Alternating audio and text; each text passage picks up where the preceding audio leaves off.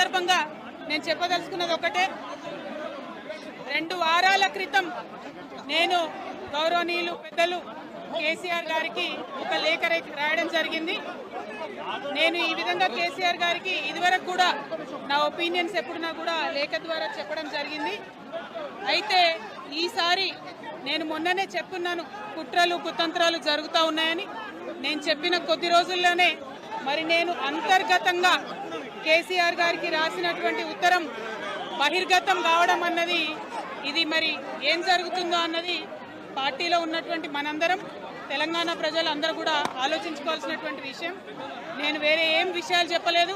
నేను కేవలం పార్టీలో ఉండేటటువంటి అన్ని స్థాయిలో ఉన్నటువంటి నాయకులందరూ అనుకుంటున్నటువంటి విషయాలు. దాదాపు సగం తెలంగాణ నేను ఈ సందర్భంగా ఈ మధ్యలో టూర్ చేసినటువంటి సందర్భంలో తెలంగాణ ప్రజలు అనుకుంటున్నటువంటి విషయాలను మాత్రమే నేను పెద్ద ఎత్తున చెప్పడం జరిగింది తప్పితే నా పర్సనల్ ఎజెండా ఏమీ లేదు.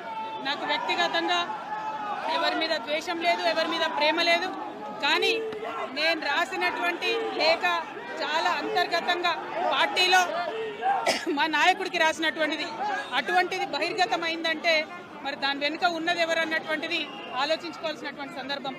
I have return to my father Shri KCR గారు feedback which I got from every stature of the leader from our party and from Telangana people broadly 2 weeks back.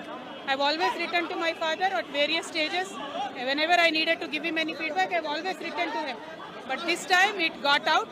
I believe it is a handiwork of some of the cowards in the party, and party should decide how to deal with them.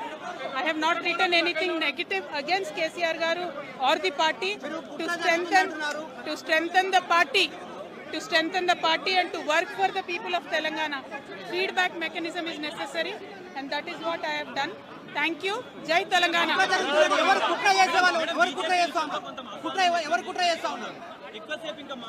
KCR గారు దేవుడు, కేసీఆర్ గారు దేవుడు. కానీ కేసీఆర్ గారి చుట్టుకొని దయ్యాలున్నాయి. వాళ్ళ వల్ల చాలా నష్టం జరుగుతున్నది.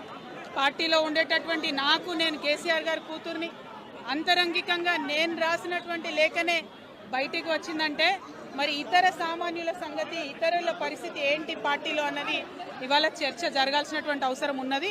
దానికోసమే ఇవాళ నేను మీతో మాట్లాడుతూ ఉన్నా తప్పితే రెగ్యులర్గా నేను ఇచ్చిన ఫీడ్బ్యాక్ అందులో స్పెషల్ ఏం లేదు. ఏ మీటింగ్ అయినా ఏదైనా కూడా నేను సార్కి ఇస్తానే ఉంటాను.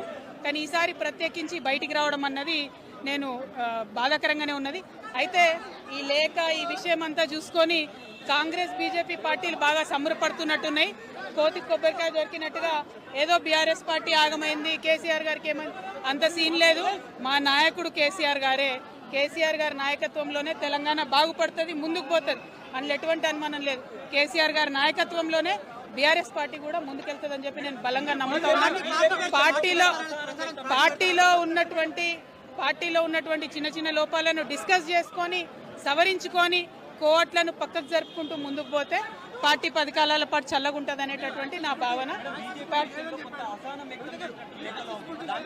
బీజేపీ కానీ కాంగ్రెస్ కానీ తెలంగాణ ప్రజల కొరగబెట్టింది ఏమీ లేదు. 2 పార్టీలు కూడా తెలంగాణను ఫెయిల్ చేసినాయి. ఆ 2 పార్టీలకు కూడా ఆల్టర్నేటివ్ కేసీఆర్ గారి నాయకత్వమే. ఆ కేసీఆర్ గారి నాయకత్వంలోనే తెలంగాణ ముందుకు పోతుందని చెప్పి నేను బలంగా నమ్ముతా ఉన్నాను. Thank you. జై తెలంగాణ, జై కేసీఆర్. కుటుంబ సభ్యుల విభేదిస్తుంది ఎవరు?